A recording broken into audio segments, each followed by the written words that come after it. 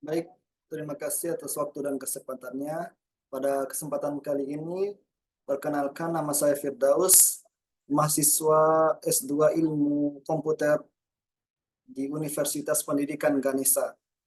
Pada kesempatan kali ini saya akan menjelaskan apa itu support vektor mesin. Baik, adapun pokok bahasan pada presentasi kali ini, yang pertama adalah support vektor mesin, yang kedua binary classification, yang ketiga tahapan algoritma support vektor mesin, keempat bagaimana cara kerja algoritma support vektor mesin, dan karakteristik algoritma support vektor mesin, dan terakhir adalah kelebihan dan kelemahan dari support vektor mesin.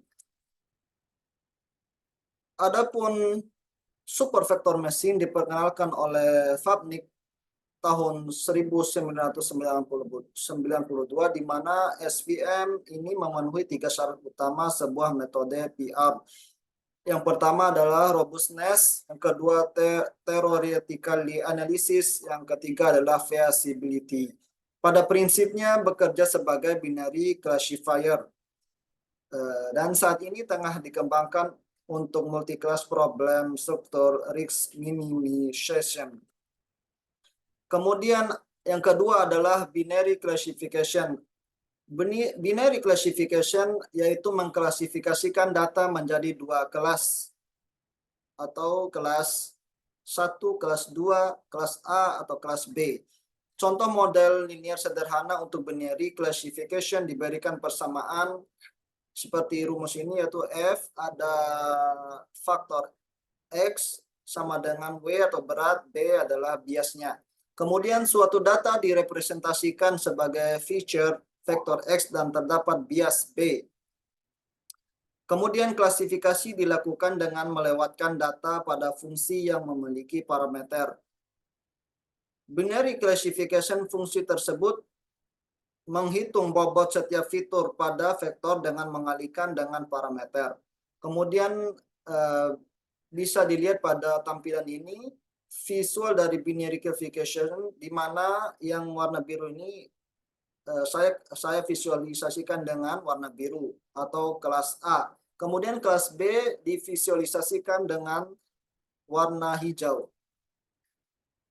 Kemudian support vector machine SVM merupakan salah satu metode dalam supervised learning yang biasanya digunakan untuk klasifikasi atau support vector classification dan regresi atau support vector regression.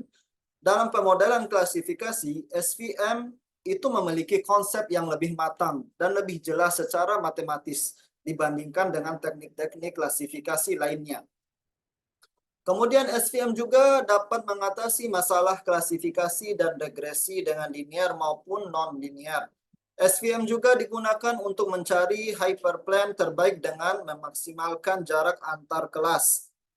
Hyperplane dalam sebuah fungsi yang dapat digunakan untuk pemisah antar kelas. Dalam bentuk dua dimensi, fungsi yang digunakan untuk klasifikasi antar kelas disebut sebagai line queries.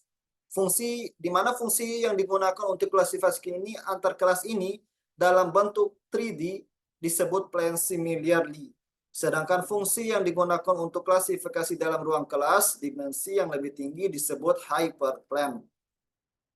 Kemudian berikutnya adalah tahapan algoritma supervektor mesin. Yang pertama yaitu kita memvisualisasikan dulu data kelas A dan kelas B, kemudian meminimalkan nilai marginnya, kemudian yang ketiga mencari persamaan hyperplane, yang keempat adalah memvisualisasikan hyperplane, yang kelima adalah melakukan pengujian data, dan yang terakhir adalah melakukan klasifikasi.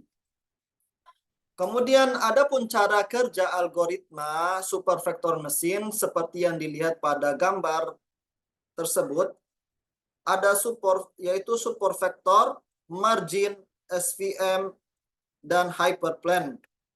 Yang harus diingat ada 3 poin penting dalam SVM yang harus diketahui, yaitu yang pertama support vektor atau support mesin,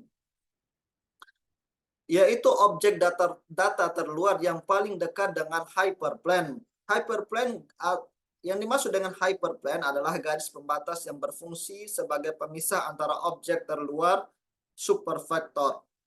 Yang ketiga adalah margin, jarak antara supervektor dan hyperplane.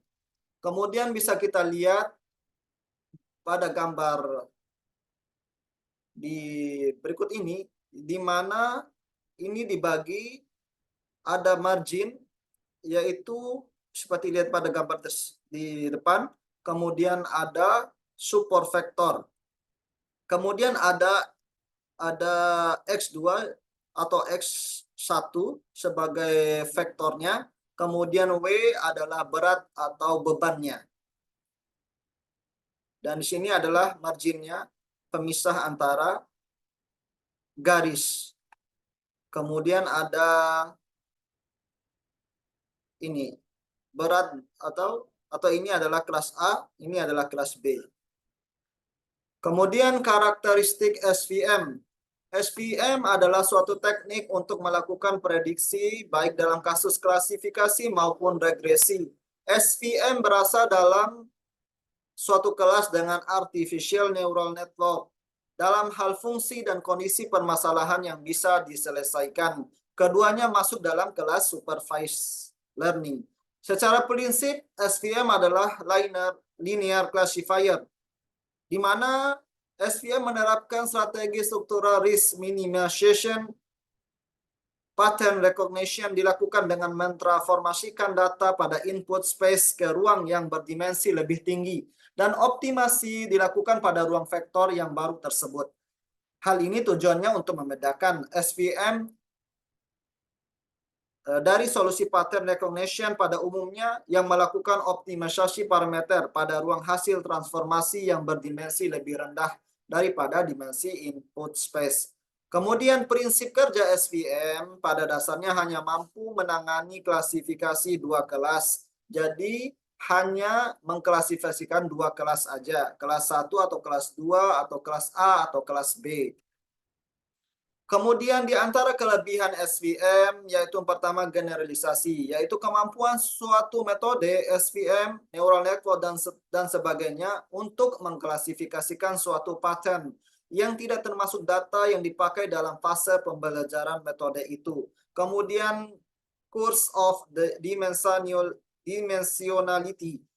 Course of dimensionality didefinisikan sebagai masalah yang dihadapi suatu metode pattern recognition dalam mengestimasikan parameter, misalnya jumlah hidden neuron pada neural network, stopping kriteria dalam proses pembelajaran, dan sebagainya. Kemudian dikarenakan jumlah sampel data yang relatif sedikit dibandingkan dimensi ruang vektor data tersebut.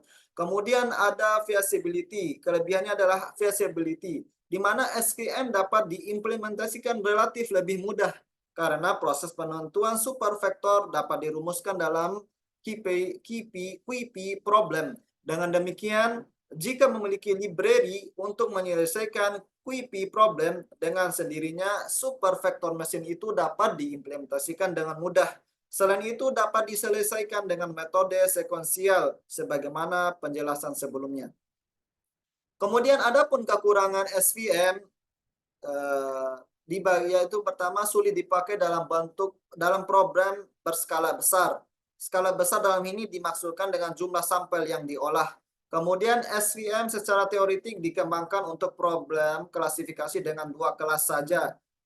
Namun dewasa ini SVM telah dimodifikasi agar dapat menyelesaikan masalah dengan kelas lebih dari dua kelas, antara lain strategi one versus rest dan strategi tree structure.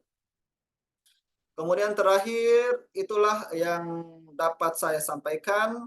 Lebih dan kurangnya saya mohon maaf. Saya undur diri. Firdaus, mahasiswa ilmu komputer Universitas Pendidikan Ganesha. Suksma.